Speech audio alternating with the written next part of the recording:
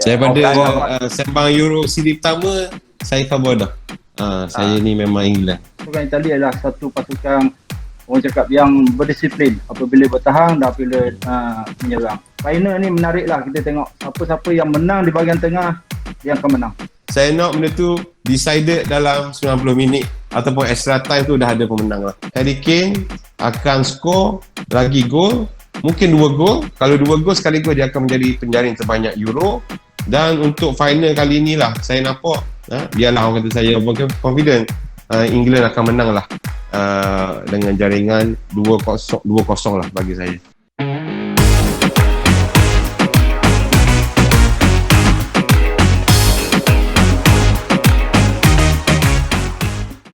Assalamualaikum dan salam sejahtera. Selamat malam kepada semua peminat-peminat bola sepak di seluruh negeri Terengganu.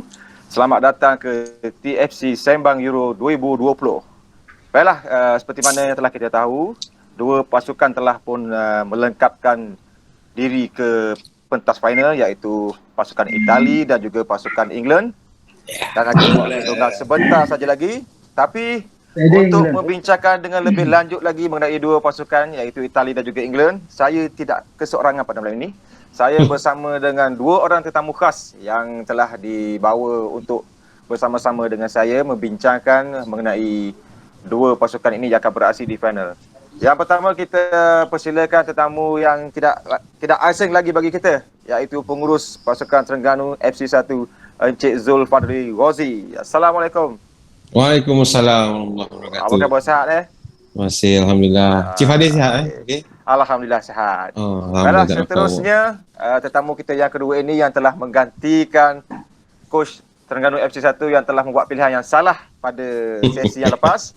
Kita persilakan Ketua Jurulatih bagi pasukan Terengganu FC2, iaitu Badrul Afzan Ghazali. Assalamualaikum.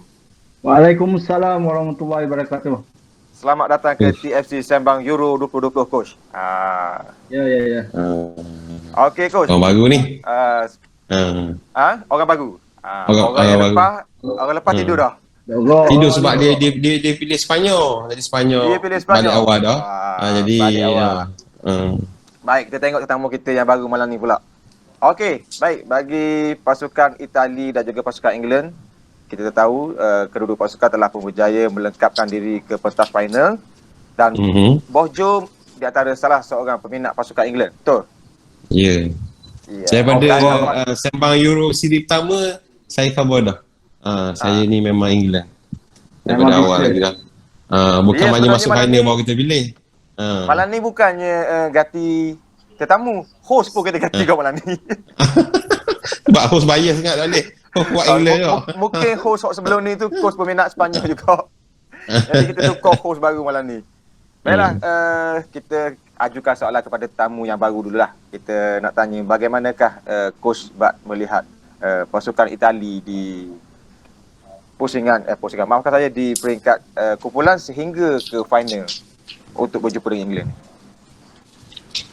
Okey, untuk pasukan Itali memang kita semua orang ketahui adalah pasukan elit di Europe. So bagi saya pasukan Itali adalah satu pasukan yang orang cakap nothing tulus. So pasukan Itali adalah satu pasukan orang cakap yang berdisiplin apabila bertahan dan apabila menyerang.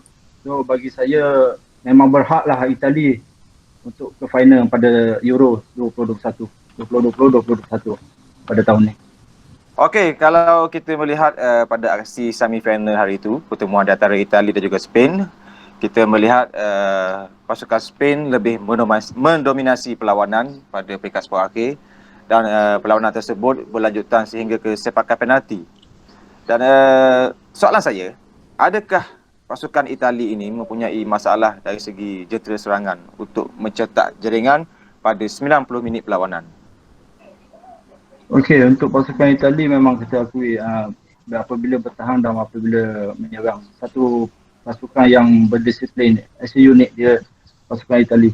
So bagi saya tak ada masalah bagi untuk menyerang. Dia ada striker yang membantu lone striker dia seperti pemain striker dia Hero Immobile. Immobile. So dibantu dua flanker, orang cakap flanker, especially yang Cisse ya? Lorenzo Inzaghi. Betul Insignia. Insanya. Isanya. Ah. Insignia. Lorenzo dia dah Insigne. Satu pemain pemain key player untuk pasukan Itali, dibantu oleh dua lagi midfielder, iaitu Verratti dan Jorginho. Bagi saya itulah line up terbaik untuk Itali untuk merangkul kejuaraan untuk pada tahun ini. Oh, derah nak juara Bojo. Mesti dah. Derah nak juara. Awal baru Okey. soalan pertama yang ikut ke final dah. Dah kita mesti nak juara lah. Okey, tak apa. Sabar. Itu Bagaimana bila. pula pandangan Bojo mengenai pasukan Itali? Itali. Ah. Okey, seperti yang saya orang kata maklumkan dalam sesi utama itulah. Apabila moderator kata pasal game semifinal tadi, kita tahu Spain memang pasukan yang akan dominate. Mana-mana game dia ada main, dia akan dominate dari segi possession. Malah masa perlawanan separuh akhir bertemu Itali, Spain dominate 65% daripada possession bertemu Itali. Dan dia ada passes completed 832 passes yang telah berjaya dilakukan dalam perlawanan tersebut. Jadi that's orang kata numbers yang setiap kali game Sepanyol, itulah numbers dia. Jadi kita tahu bukan senang lah. Tapi orang kata bola ni is not about the possession lah. Tuan dan kebak. Bukan setakat, Betul. bukan sekadar possession.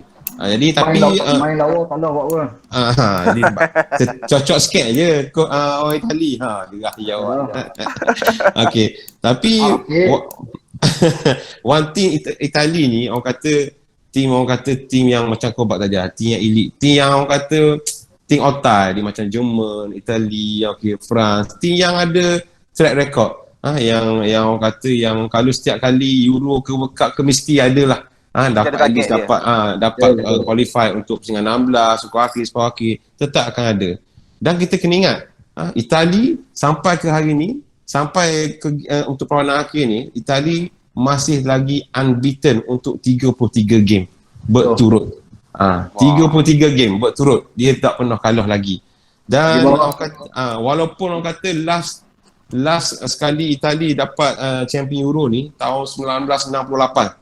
Maknanya lama, dan dua kali dikalah ke final lepas tu, tahun 2000 dan 2012. Tahun 2000 dan 2012 dia telah kalah di final.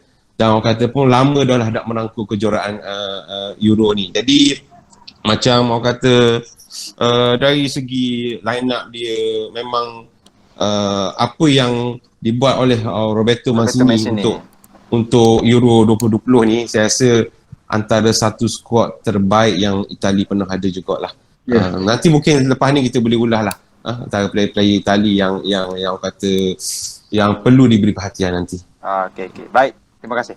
Seterusnya kita nak lihat kepada pasukan England. Pasukan England saya rasa laluan dia mungkin lebih mudah sikit kalau berbanding dengan Itali, sebab dia main hanya 90 minit saja. Tak berlarutan kepada masa tambahan dan juga penalti. Dan macam mana Bojo melihat perlawanan England pada peringkat semifinal itu? Okey.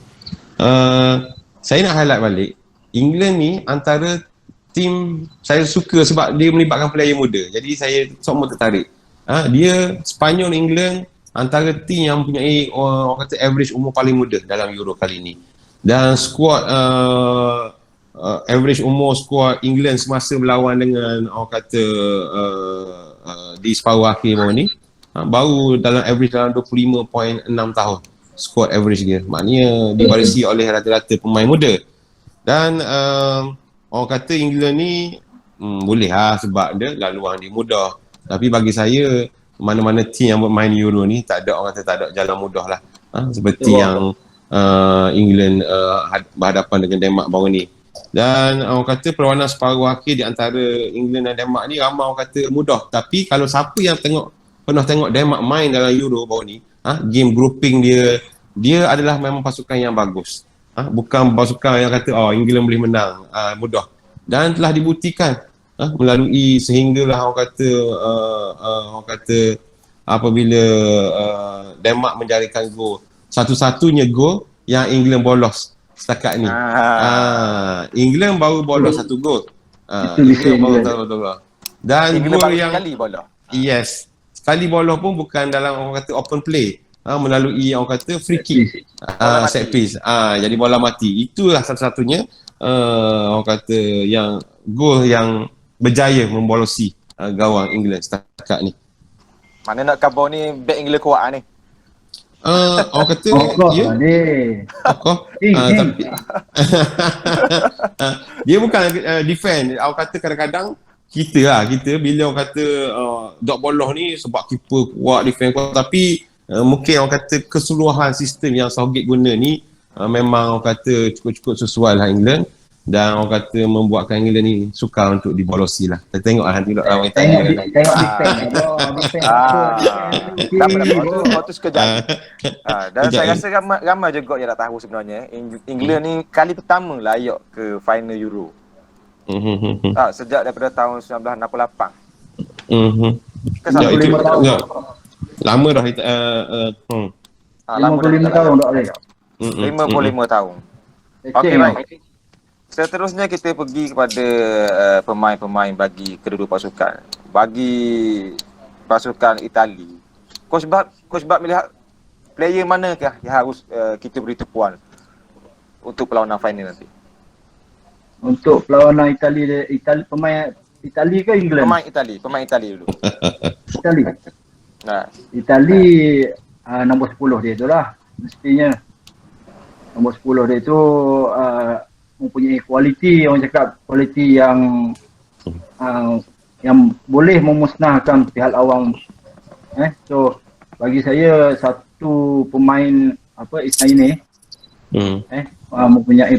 mempunyai skill, kelajuan, orang cakap speed yang bagus. So tak lupa juga pada striker dia.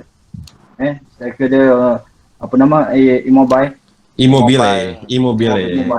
Dia ada dua striker, Immobile dan juga Florenzi seorang lagi. Okey. Itulah dia betul key player untuk pasukan Itali.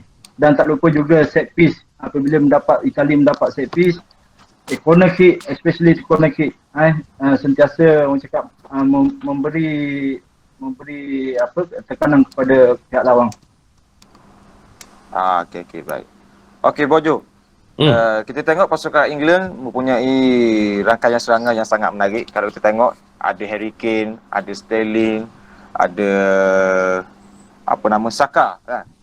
Saka dan juga Bukayo Mason Mount yang membantu serangan. Dan hari ini kita melihat Harry Kane telah berjaya menjadikan 4 gol. Dan berada di senarai penjaga terbanyak bagi Euro 2020 setakat ni.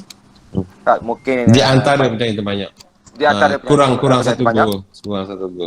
Mungkin kejap lagi bila final dia boleh mengatasi rekod tu.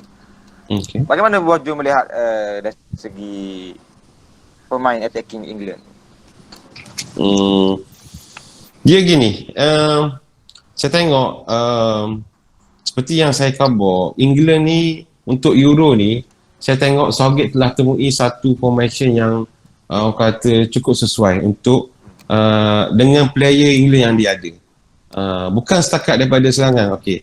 Sebab saya tengok foundation England sebenarnya untuk Euro ni base pada dua holding midfielder dia. Daripada awal saya khabar, walaupun dia bukanlah player ofensif, tapi yang membuatkan tim England ni solid sehinggalah ke separuh akhir adalah disebabkan oleh dua pivot lah yang holding midfielder atau dua pivot yang bermain di tengah. Kevin Phillips dan Declan Rice. Jadi dua player ni lah orang kata yang menjadi core kepada tim England untuk Euro. Pandangan saya. Dan apabila tim ni stable di tengah, okay, so dia boleh membuatkan orang kata player-player lain ni boleh orang kata buat apa yang tugas masing-masing lah. Contohnya kalau kita cakap dari segi attacking, England ni masih stick dengan formation 4-2-3-1 lah. Masih menggunakan Harry Kane, dan Harry Kane pun telah memenuhi sentuhan jaringan lah. Sebab Harry Kane ni kalau kita ingat, dia bukanlah orang kata typical number 9 dia duduk dalam box saja. But Harry Kane ni dia akan turun deep, dia akan collect bola. Player lain yang akan biasa main sebagai striker bila dia turun bawah. Jadi England ni ada variety dalam attacking dia. Tapi walaupun kita tengok 2-3 perlawanan terakhir ni Southgate menggunakan Mason Mount, Sterling dan Saka untuk tiga di belakang Harry Kane tu. Jadi orang kata kedua-duanya, orang kata Sterling dengan Saka ni orang kata inverted winger, Kobas. Dia bermain di sisi yang orang kata macam Sterling kaki kanan, main sebelah kiri. So sekarang ni orang kata bola sepak moden banyak guna inverted winger lah. Variasi. Jadi sebab tu bila Sterling ni orang kata banyak masuk ke dalam, ini yang memberi peluang kepada Luke Shaw defend kiri untuk pergi wide, pergi ke atas untuk join attacking. That's why Luke Shaw dapat menghasilkan 3 assist setakat ni. Jadi attacking England ni orang kata variasi ni bukan sekadar berletak di Harry Kane.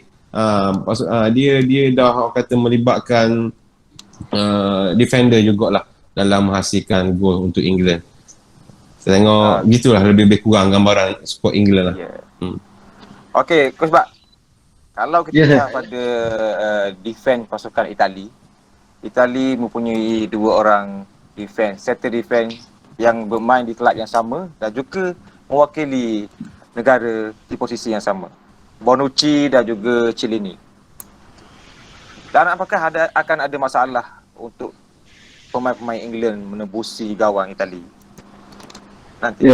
Kita tahu Chiellini dan Bonucci adalah 2 pemain orang cakap yang kelab sama, lepas tu yang berpengalaman. Walaupun Chiellini yang berumur 36 tahun, Bonucci yang berumur 34 tahun. So bagi saya satu pertahanan yang masih lagi mengharapkan, orang cakap boleh diharapkan untuk mengemudi barisan pertahanan. So bagi saya 2 pertahanan ni memang berpengalaman. So saya rasa 2 pemain ni berpengaruh lah untuk pasukan Itali buat masa ni. So, setuju. Setuju sebab apa je? Sebab saya tertarik sebab pasal Bonucci dengan Chiellini. Kalau siapa nak tahu, sejarah dia bermain 2 orang ni di Juventus, dia telah bermain 187 game bersama. Tapi kalau tanya Kobak lah, kalau player center back pair untuk 187 orang kata competitive game untuk satu kelab tu, dia orang kata sudah ada satu chemistry. Maknanya siapa kabur itu, saya tertarik satu komentar kata 2 orang ni dia boleh main tutup mata. Ibarat gitu. Tutup mata 2 orang ni, ikat. Dia tahu dah nak gimana. Siapa tahap tu dia kata 2 orang ni. Jelas sikit buat. Masa dululah masa Euro yang 3 tahun 4 tahun lepas tu, dia macam Nesta dengan Maldini lah 2 orang. Yes, remind mengingatkan kita di zaman tu. Dengan dia 2 orang ni kata, orang cakap tim Itali memang solid lah. Kalau ada dot 2, ada lagi 2 walaupun berumur so 36 orang, 34 seorang. So bagi saya dia lah satu pertahanan yang bagus, yang baik lah. Betul Pak. Dia macam saling melengkapi 2 orang ni. Sebab kalau kita ikut Bonucci ni, dia memang selesa dengan bola. Seorang player yang bertenang dengan bola. Chiellini ni dari segi dengan bola dia kurang, tapi dari segi aggression dia, dari segi leadership dia, dari segi dia suka tengok dia macam melengkapi antara satu sama lain player ni.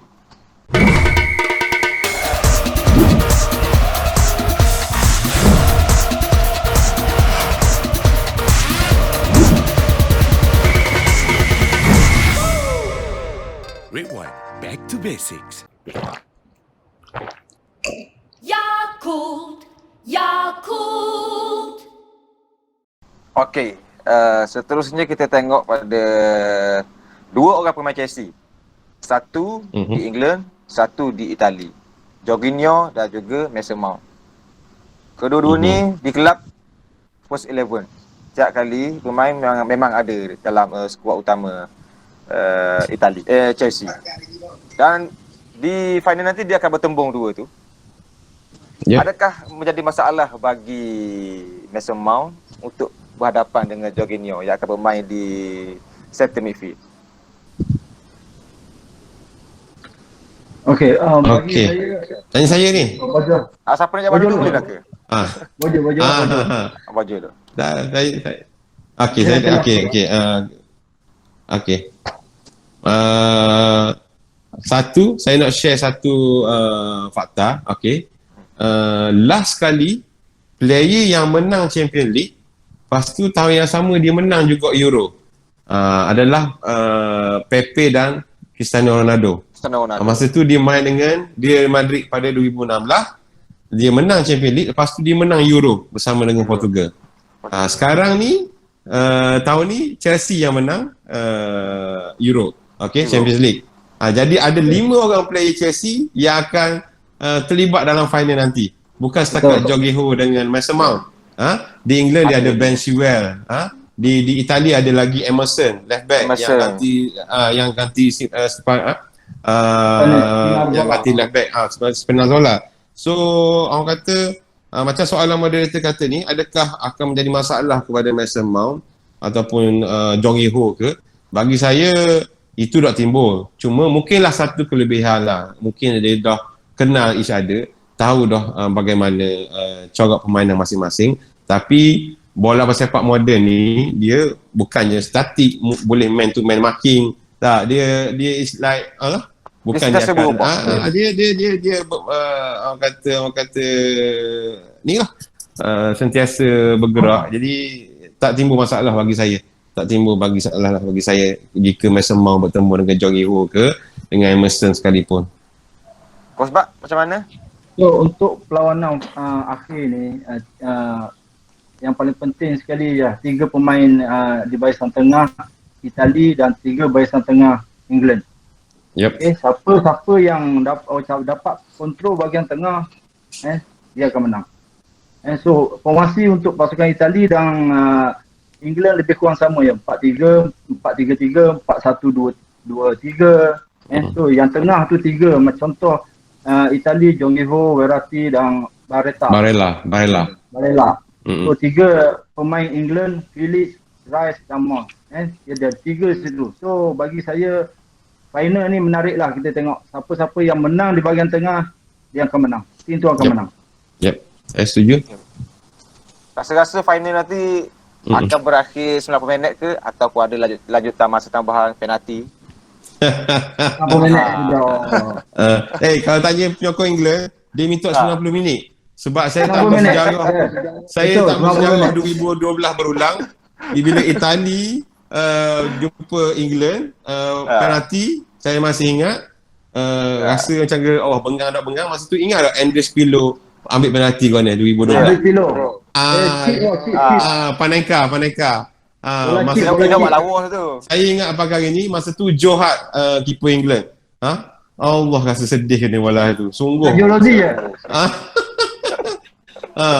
Dan masa tu ingat dua orang nama Ashley yang tak skor penalti. Ashley Cole, Ashley Young. Ashley Young. Dua-dua defend. Masa 2012 itu. Jadi kalau boleh tanya saya nak benda tu decided dalam 90 minit ataupun extra time tu dah ada pemenang lah. Tu lah kalau tanya saya lah. Kia Pak. Ya, saya rasa game final ni rasa sudah ada 90 minit Molek. 90 minit. Tak boleh penalti ya. Ayah harap penalti. Confident Itali cara tu. Rasa-rasa berapa skor final ni? Dan siapa yang akan menjadikan bagi Itali ataupun England? England dulu. Aku bak dulu. Dulu. Untuk perlawanan final ni saya rasa saya berpendapat kalau Itali menang 90 minit, satu daripada set piece dan satu lagi tak kira lah corner kick ke free kick ke, dan satu lagi gol daripada Federico Chiesa. Sebab Chiesa skor ke masa semi ni. Ya. Sebab tu saya tulis dua penjaring. Sebab dua penjaring. Dua penjaring. Sebab 2 T nak Kalau England? Kalau England, saya Sterling dengan Kane. Sekali dengan siapa? Kane. Captain. Bojo ke mana Bojo? Harry Kane. Harry Kane. Ni tanya final dah ni. Tanya final. Final. Ini ada bos. Okey, dah. Ya gini sebab saya nak highlight dari segi head to head antara Itali dengan England ni. Kalau ikut momentum sebelah Itali sebab last 4 game major tournament lah, major tournament. Saya ambil perlawanan di major tournament, Itali menang semua 4 game tu. Last 4 game dalam major tournament. Dan dari segi head to head pun sejarah daripada dulu sampai sekarang Itali 27 kali menang bertemu dengan England.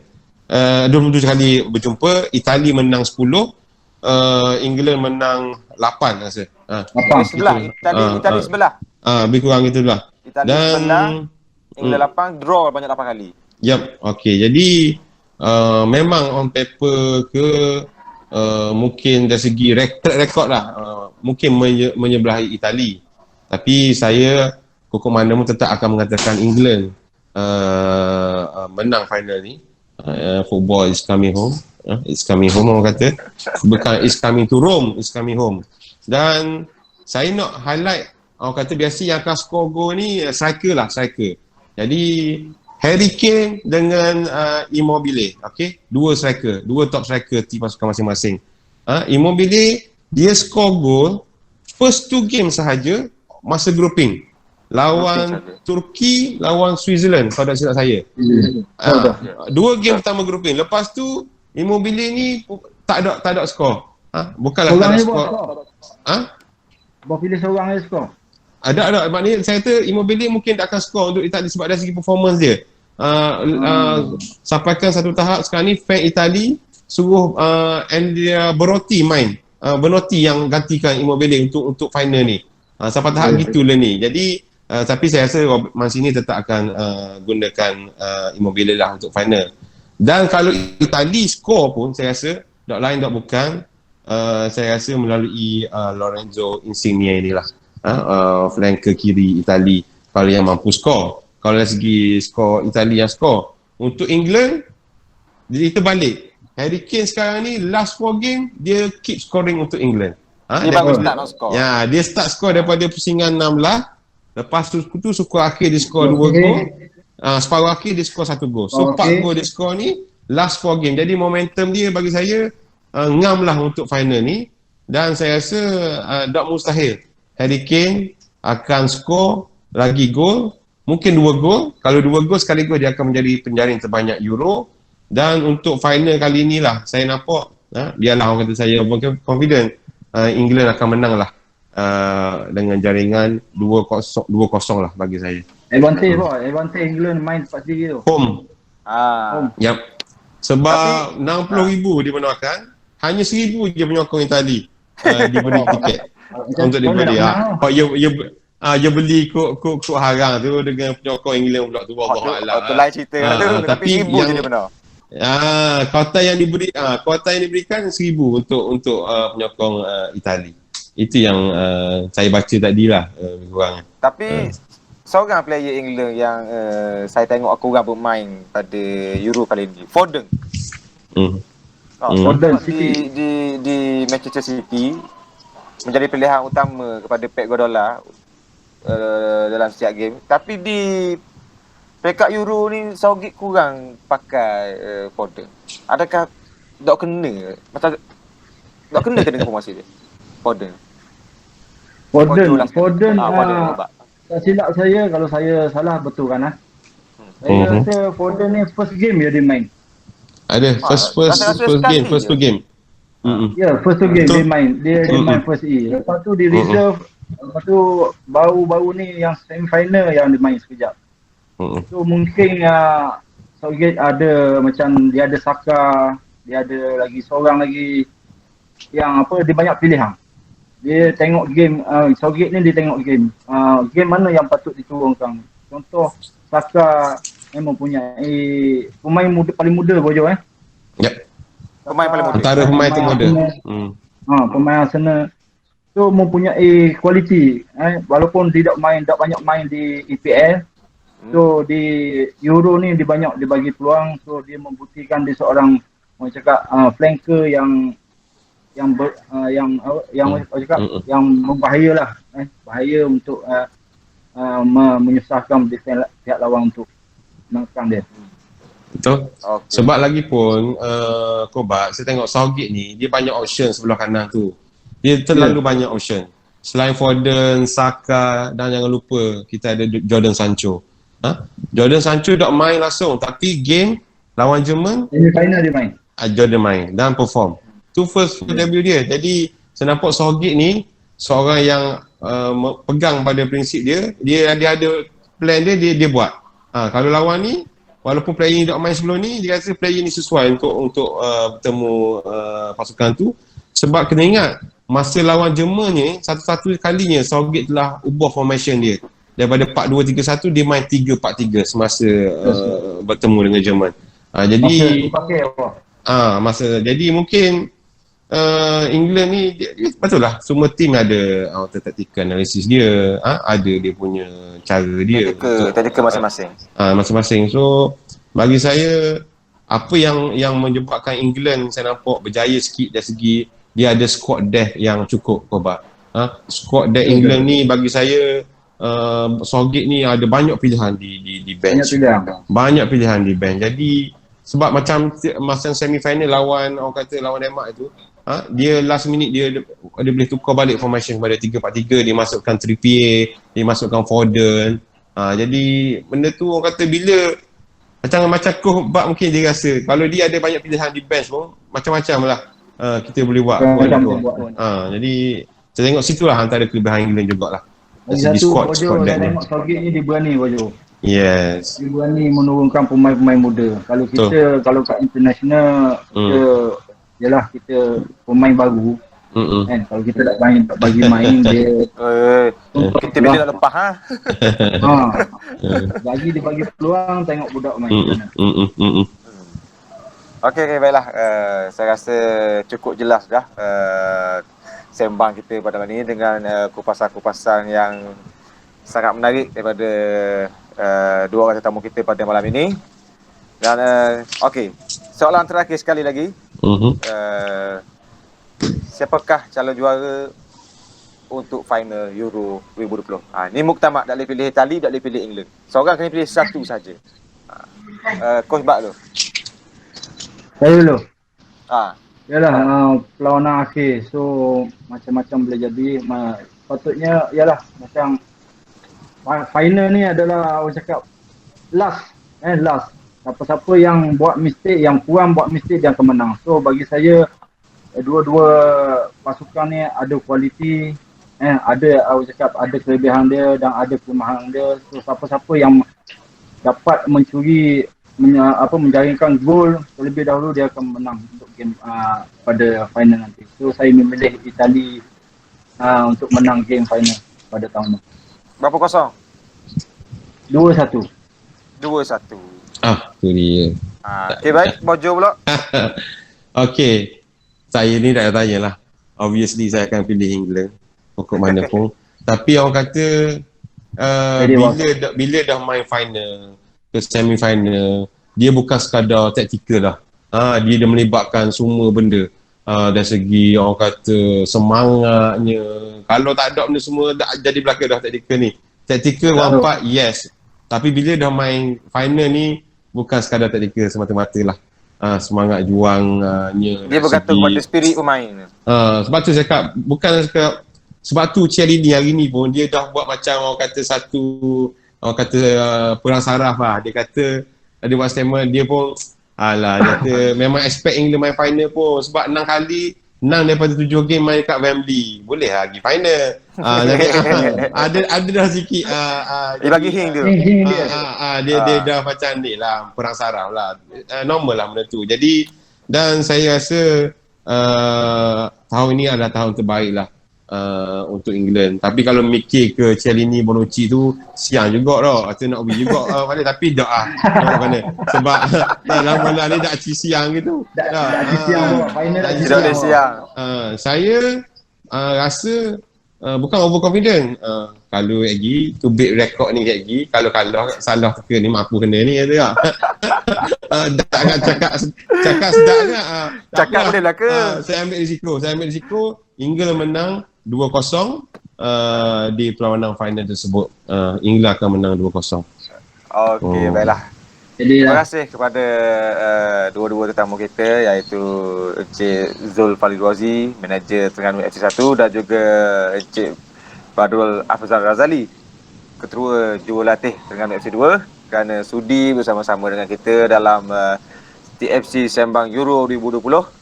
InsyaAllah jika ada masa dan umur yang panjang, kita akan jumpa lagi di lain acara yang akan datang. Terima kasih sekali lagi. Assalamualaikum. Selamat malam. Assalamualaikum warahmatullahi wabarakatuh. Assalamualaikum.